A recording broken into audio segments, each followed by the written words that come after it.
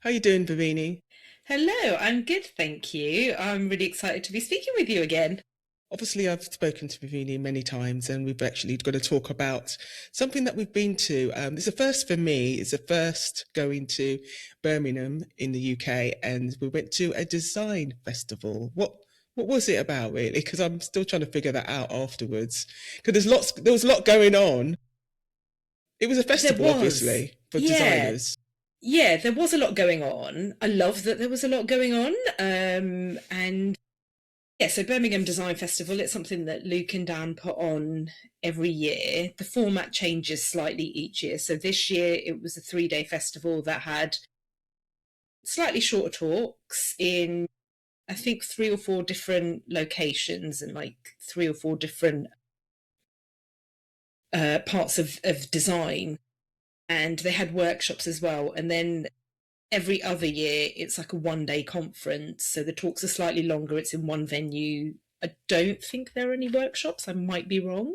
Yeah. So they switch up the format every year. Mm. Was this the first time you've been, or the second you've been before? No, I've been before. I've been. This is the second time I went to the 3 day format, Okay, and then I've been to the conference day that was it. format Yeah. twice as well. Yeah. Yeah, and I think I like the way it was broken down into, is it graphic design, analog, what was the other one? Yeah, and Print, there was digital. digital, and there was, yeah, I really liked that it was separated like that. Yeah, because that helped to separate. If you don't want to do all digital, you can go into the other workshops, and yeah, that was Yeah, interesting. And so yeah, it was in Birmingham University, it was. Yep. City University. Again, that's the first time I've been there, so I'm traveling. All of us were together. We got a few of our design buddies going together and meeting up, and yeah, it was good for networking if you It wanted to. was. And so, what was your first impressions when you got to the festival? Was it organised? Was it straightforward? It was. It was raining, so I was very soggy when I Oh first got yes, there. I remember your But trousers were that's, very wet. I know, right? I felt like I was a teenager again. Do you remember when we were at school and we'd have Yeah, like really like coat wide strip. leg trousers? Or yeah, exactly. But that's not down to the organisers. That No, was it my wasn't. own fault. I really loved that as you walked in, you walked into a space that didn't feel intimidating. You know, you can walk into spaces sometimes and you know you get that feeling of, oh my God, everybody's turning around and looking at me. And Yeah, that can feel a bit nerve wracking, can't it? can be. Yeah. But this felt really inviting. And I love that you walk in and there's loads going on everywhere. There was a stall in the middle, wasn't there? There was the coffee shop in the corner. And I think there was screen printing as well to the right, wasn't Yeah, there? the screen printing and lots of giveaways, like they had lots of leaflets and Yes. information. Yeah, I remember that. Yeah. Yeah. So I really liked it. And it felt like you as soon as you walked into those doors, you were in the middle of it and the outside world kind of just disappeared. And I actually really liked that. Yeah, and I know that there was a lot of volunteers there, and some were Mm. built a little bit of a relationship with them. Yeah, and it is quite nice to see familiar faces throughout the day, isn't Mm, it? When yeah, you've got a question that you might need to ask or need to know how to get to a particular location, because they weren't, so although there was three or four different locations, they weren't like next door to each other, were they? You had to kind of walk for sort of 10, 15 minutes to get somewhere. So it was nice that there was somebody on hand to answer your questions about where am I going? yeah. But even the people who had nothing to do, I think obviously there was other things going on around Mm, the festival. There was yep. people who were like lecturers or other stuff going on in other rooms. And even Mm. if I looked like I was lost, there was people who were friendly and willing to help you, like Oh, going on the that's really wrong good. floor. Yeah, so yeah, the atmosphere was definitely good, and I liked how people are very friendly there. I'm not sure what it's like Mm, outside of the festival, but I think it's very straightforward. Even the venues, where things were, the instructions of yeah, which floor, what you needed to go on was pretty obvious. yeah. So, anything that was a standout moment for you, regards to whether it's a workshop or a talk? Two things.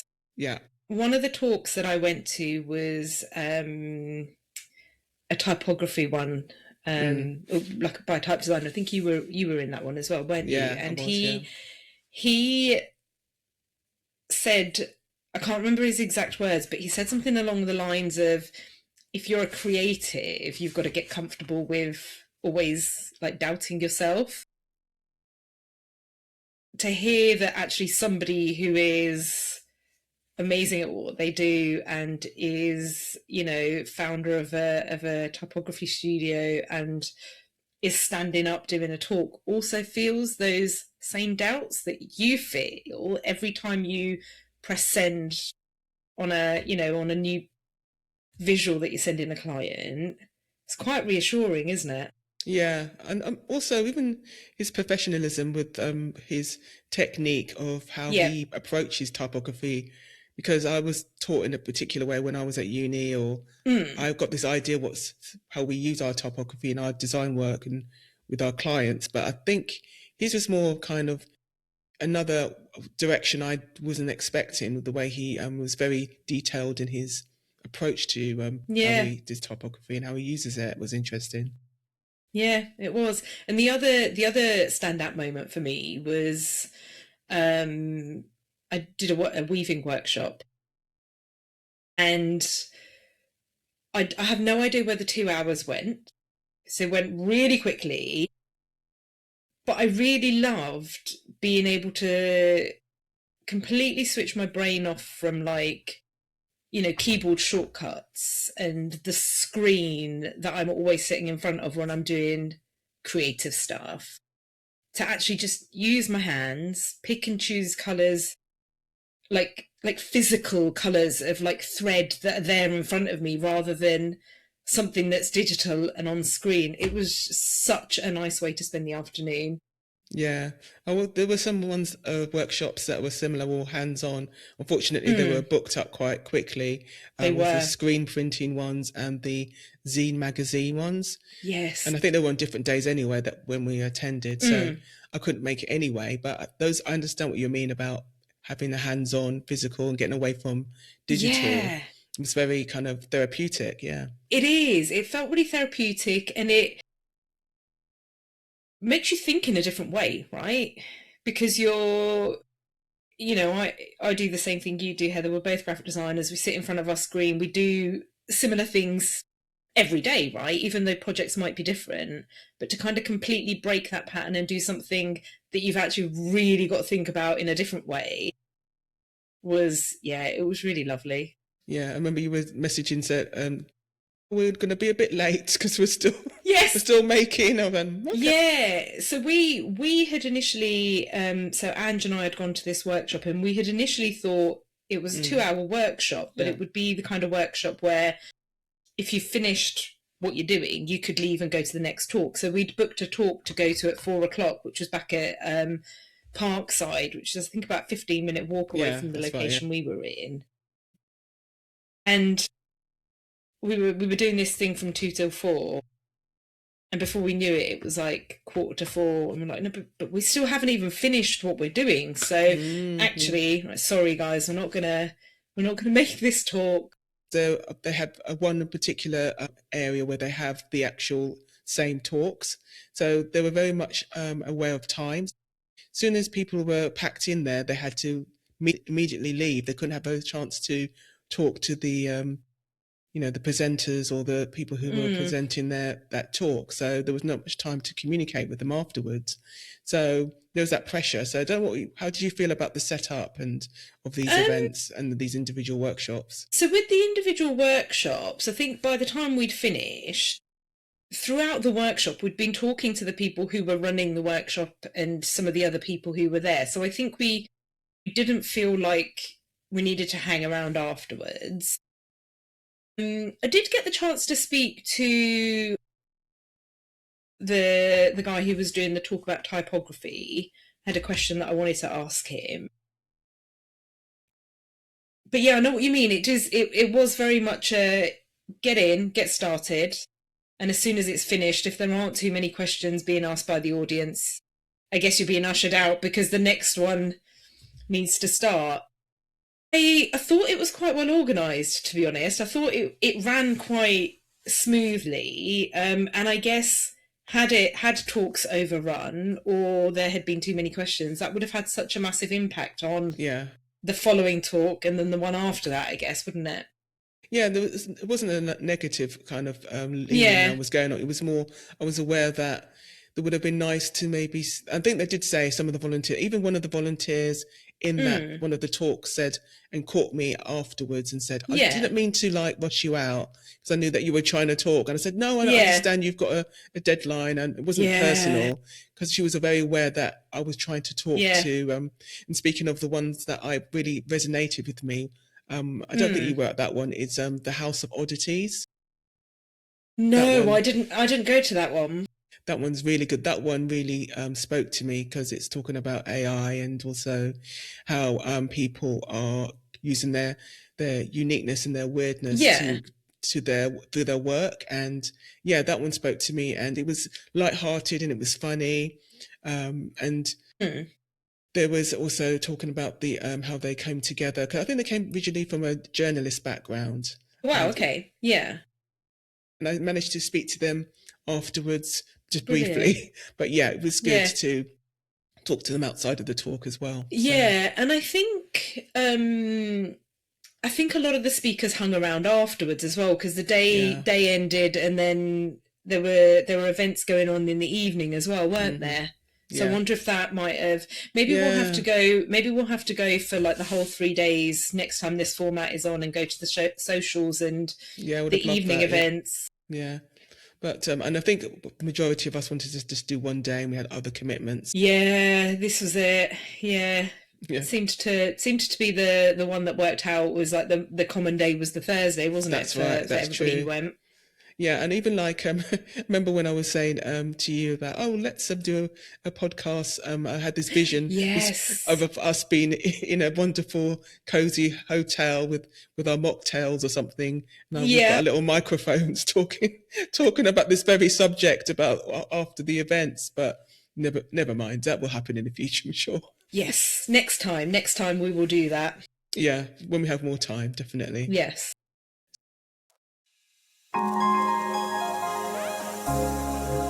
If this episode resonates, follow, leave a review, or you can DM me over on Instagram at Creatively Eccentric. If you would love to be a guest and share your story, register to join the guest waitlist. You'll be the first to hear when applications reopen. The link to sign up will be in the show notes.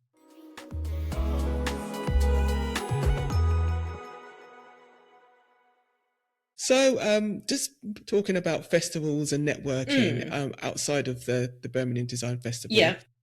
You must have gone to quite a lot and experienced different types. What's been your experience about networking just generally? I used to be really bad at it up until about like 18 months to 2 years ago. And then last year I did some coaching and some mentoring sessions, and it was sort of all based around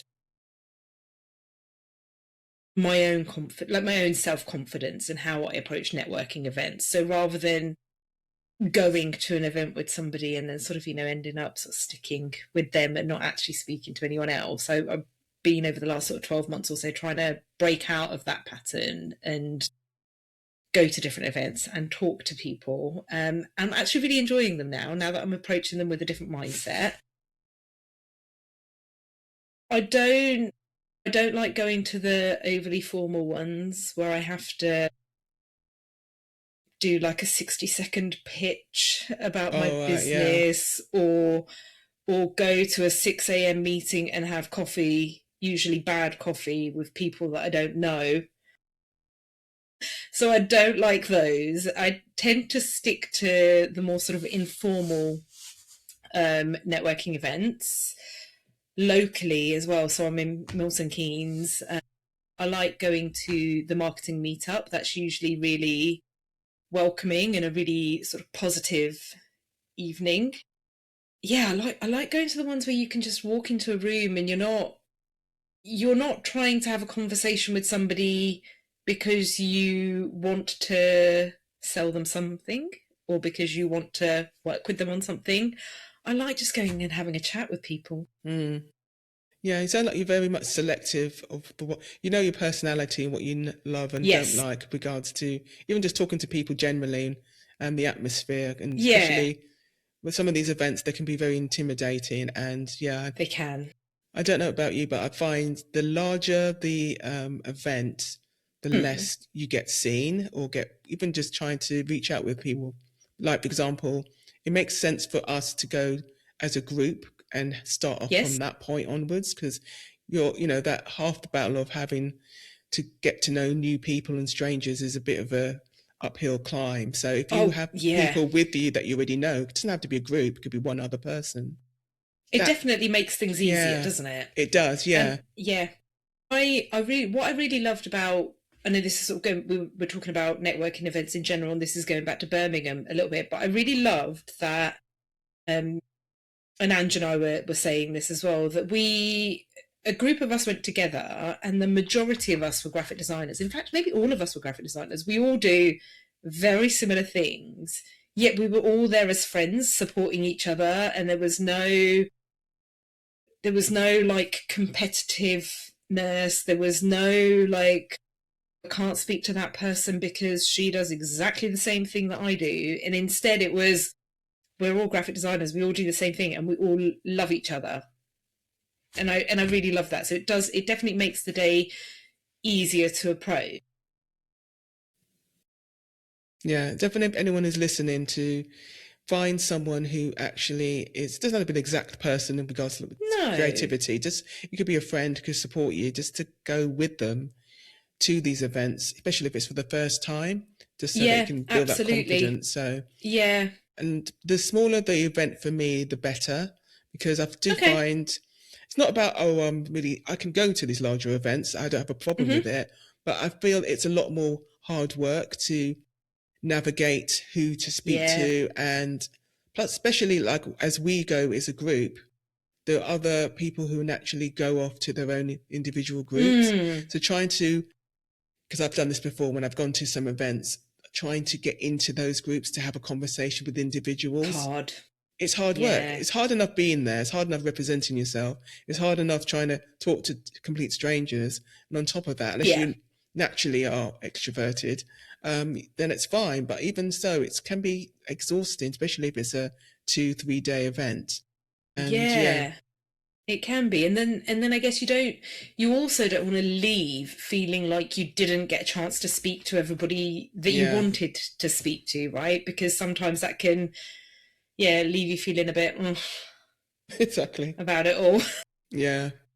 So as designers, there's different types from all Mm, walks of life, and some are come into it as they studied it for many years, and there's some people who are they're self-taught, and also there's like different age groups, there's classes, and there's all yes. kinds of mixture Yeah. of different types of creativity and creatives in the industry. So if you are someone who doesn't feel like they're fit into Mm, one of those corporate or design festival spaces, what kind of yeah. things would you recommend them they do to feel more at ease, being like, I don't know, say, person of color or neurodivergent, etc.?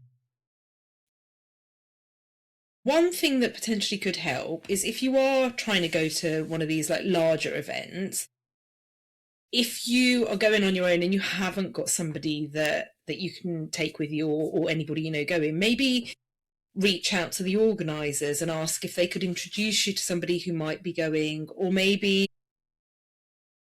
put a post up on social media to say, I'm going to this event, is anybody else going? And maybe start up a conversation with somebody prior to going, so that when you go, you at least know somebody, right? And it doesn't have to be, it doesn't have to be somebody that you know really, really well, just somebody that you can go and say hello to. Yeah. Just thinking about what you just said there, remind me that I Mm, think, I don't know about you, but when I go to these events, I always think yeah. about the event itself and not, Yes. I think it also starts well before you actually go to the events. Like you said, say, is anyone Absolutely. else going to the event? Let's go as Yeah. a group, or just talking Yeah. about it online or to your friends Yeah. about the That's certainly experience. helped me before. I went to I've been to a couple of networking events where I haven't known anybody and felt really like, oh, like, what am I doing here? Oh my God, I don't know anyone. When I went to the design festival, when it was a 1 day format a couple of years ago, I went on my own, but I didn't realise I was going to go on my own because people who were going to go with me sort of ended up dropping out. And that was really scary. I almost didn't go scary. And then my husband convinced me, no, just go and, you'll be fine. But if for any reason you aren't, you can always just leave early and come home. And actually, I'm really glad I went because I bumped into Liz Mosley at the festival.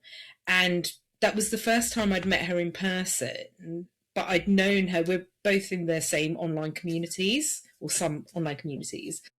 And I recognised her from that, from those online spaces. And I don't know what made me go up to her and say, "Hi, you're Liz, aren't you?" And kind of just ended up hanging out with her for the day. I think we both kind of looked at each other and thought, I think I know that person. Yeah, one of those. Yeah. And there's something made me say, "You're Liz, aren't you?" And I introduced myself, and then I sort of ended up hanging out with her for the rest of the day. And I am so glad that I went, but oh my God, that was so hard. Probably Liz was thinking, hasn't she got anyone else she can hang out with? She's like yeah, sorry, Liz. I'm really sure she was sorry. fine with you being there. She's probably feeling the same way. Probably like, yeah. I don't know if she was on her own at the time, but yeah. And I think one thing I have to keep reminding myself, even now, is that even if I'm going somewhere on my own, it's quite likely that other people are on their own and feeling exactly the same as I am. Yeah. And, there's nothing stopping me from going there and just saying hello. That's all it takes, right? Just saying hello. Yeah. And as your husband said, if you feel like you can't deal with it the rest of the day, you can just exit out. Yeah. Absolutely. Definitely. But, and also another thing with that, before you start the event is and looking at all the possible ones that you might want to go to. For the ones who are maybe not financially able to go to these events, is there stuff that might put you off? Because I definitely know that with the climate, the environment that we're in, lots going on in the world, and people are finding it difficult to make ends meet, that the cost of these events, some of them are really, really expensive, and that can be off-putting to some creatives and small businesses. I completely agree. So a couple of things, I guess. Something like the marketing meetup is, yes, you buy a ticket to go to it, but it's on a pay what you can basis, which I think is amazing. And that's not strictly just for designers, but for those in sort of marketing and marketing adjacent industries. I volunteer at a design festival in Milton Keynes called All Flows. And I know they do a scholarship ticket. So there's an application form that you can fill in, and I don't know exactly sort of how they choose who gets one of the scholarship tickets, but that option is there. I love that, for example, with Birmingham, in the 3-day format that they ran this year, majority of stuff is free. Yes, if you're not local, you've got to kind of cover your costs to get there. And there are paid talks and workshops, but you don't have to do those. Right? Exactly, yeah. And the other thing that I would say is try and find events locally that you can go to that aren't like those that you have to commit to and pay like a monthly membership fee. Because you don't know if you're going to like it or not, right? You don't know what you're going to get out of it. So I usually look on like Eventbrite or on LinkedIn to see what's going on locally and try and find events that I can go to that have no monthly commitment, because then I don't know, it just makes me feel better about then picking and choosing which ones I go to. Exactly, yeah. And also I think with the people who and the organisations of these large events, they're getting to understand, probably with feedback over previous festivals that Yeah. they created. Maybe they have a feedback where they've asked the people who've attended what their thoughts are about the cost of these Absolutely. tickets. And Yeah. there's one that I think is called Sisterland. I would love to Okay. go to. Oh, I think I've heard of that one. Yeah, and it's definitely for underrepresented creatives who don't always have the opportunities Yeah. like other designers, the top designers have in the larger events. And what was really good, they had like a pay it forward. Oh, I love that. So Yeah. like a ticket, so someone could, donate or get a ticket for someone else who financially couldn't actually afford to go to an event. Brilliant. Because the whole point of the Sisterland was to get more people who aren't represented in the industry or can't afford to be part of the community and be part of the festival. Yeah. And that's really good. so that's good. But I wish some of the larger events that are the most top ones have that more in the forefront, because they do represent and say, inclusivity and diversity, but I do feel it's kind of pushed further way down in the the terms and conditions and the frequently asked questions, and it's not really that obvious even if they are pro representing all kinds of people, but financially it's expensive, as we said before. I agree, it is. And even if you break it down and commit to it, it's like a cost. Yeah, it is. And I guess the thing, you've got to, I guess you then end up picking and choosing which ones you go to each year, if you go to any. And I guess if they're not obviously talking about that we have this scheme available or we've got a pay it forward scheme available, if you are thinking of going to it, there's no harm in asking before booking a ticket, I guess, is there? Exactly, and inquire. Yeah. So I think always. I think, remember when I was in London, I did ask, I used to go to a lot of fashion events, and I was trying to get some content for my website. And I just asked the press departments and the people who were behind the scenes if there was any tickets available.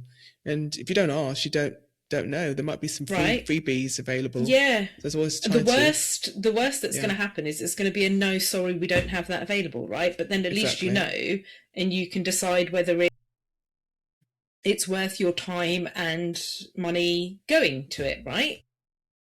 And another tip I just discovered while I was looking at the larger events, the first thing you just see is, obviously, this is the ticket, this is how much it costs, the silver, gold or platinum, whatever the tiers are. Yeah. But it's worth especially looking within the communities who go to these events, because there are some sub ones that are grouped together. Like in America, I think there was one, I can't remember the name, but it was like Cannes Lions. And they had like underrepresented creators in the Black community who were grouped together, but they managed to get a discounted ticket. Yeah. If there was like a certain amount of people in that community, which made the cost cheaper. And that's way they could attend the Cannes festivals or the Cannes Lions. So it's worth looking at. That is a really good tip. Yeah. So the research, not just the event, but the people around it as well. That's another way in as well. So yeah. So what do you think about the speakers not just about the Birmingham Design Festival, but other ones that you've attended? Do you think there's a representation is quite good, not just about culturally, but also people who are in the industry? Do you see the same faces again? Do you want to see different faces with regards to speakers? That's a really good question. There are people that I've seen do similar talks at different events, but I've really enjoyed seeing them again because their talks are so good and they're such engaging speakers. Yeah, I do feel like there is a good variety in the speakers. I do wonder whether there is, and I'm not talking about sort of a particular event, but anywhere, but I do wonder if there's more of an opportunity for people who are self-employed or freelancers to be able to do like smaller talks or smaller panels or something like that, just to get themselves out there a little bit. Yeah. I definitely feel that way because I mentioned the Sisterland. They definitely have opportunities for you to do like smaller talks, like the Yeah. panels. So if you don't feel like you want to, because they give you the option, do you want to do your own talk or do you want to be as part of a panel? What do you want to discuss? So they're very well prepared for that. So, but yeah, I think the talks and the people who are actually on the big stage, as they were, very much done this before kind of vibe. So they have they're very polished. They've got, they're the top designers, and of course I get why they're there, because you want that drive for people to want to go to. Attracts the audience, doesn't Exactly. it? Yeah. And they're the highlight of the whole actual event. But I think there definitely needs to be more variety. Those who are sort of at a mid-level in their career and want to explore speaking opportunities or something like that, it would be really great to see something like that, I think. There were some events that they only want the people who've already done it before, and I guess they want it to be professional, but I think there should be room for people who want to try it out as well within those spaces, so that they can see what it's like in those big arenas. Absolutely. So, even if it's as like not part of the main day, for example, and it's like a fringe event the day after or the day before, just gives others an opportunity, right? Exactly, yeah. So definitely. And is there any advice you would give to someone? I know you mentioned a few great advice before, but is there anything overall that you would give to someone who hasn't done it before, to network or go into these festivals for the first time? We're all in the same boat, and I think we're all a little bit anxious about going to these things, and actually sometimes just saying yes and doing it, you end up sort of coming home afterwards feeling really great that you've been surrounded by people in different creative industries and you've had different conversations with people. So it sounds pretty cliched, but even if you're scared, just work through that fear and just go to one event and try it. And you kind of end up thinking, yeah, this is great. And you then do it again. And then you do it again and you do it again. And it gets easier, I think. Yeah. And just to add to that, I also was thinking that, and I've done this before, where basically you go to an event, you're so used to being there, but sometimes you don't feel comfortable, not because you don't feel like you're part of the environment, but it's more about that, is this going to suit me in the future? What am I gaining from this? Make sure you know what you want out of that community, because some communities are just there, they just don't want to network and be salesy, like you mentioned before.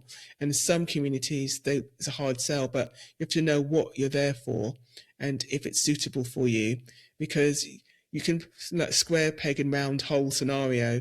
If you don't not happy with, you not feel comfortable there, because your body's telling you afterwards. I don't know about you, but I get sometimes really exhausted after these events. If that's telling you that it's not a right place for you, or I prefer morning festivals, or networking events, or I prefer evening ones. So know what you want out of the event and know yourself and what you want to get out of it. And if it doesn't, I say yes, you'll come home from the end at the end of the day of that event and feel really great and you've been surrounded by great people. Yeah. Sometimes you might not, right? And there's no point sort of forcing that feeling. And if you don't, you've tried it and so you won't go again, but you'll find another one that, like you say, is more suitable, right?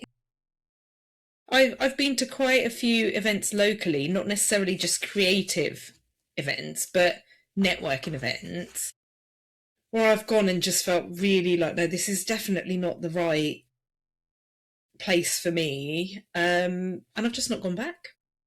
Yep. Tried it, but just, okay, I tried it, great, did it, well done. But it's not right. Yeah. And actually well done for recognising that it's not right and like forcing yourself to constantly go to events that don't feel right. Exactly. Well, let me know if anyone's listening, if you resonate with any of this conversation between Bhavini and myself, because all the information down how to contact me is available in the show notes. And if you want to know more about Bhavini, listen to her episode. I'll also link that down below. Yeah. So is there anything you want to add to before we go and leave this lovely conversation? No, just as we've been saying, just whatever you end up deciding to do about the event you go to, just make it work for you. And there's no particular event that you have to go to or that you should go to.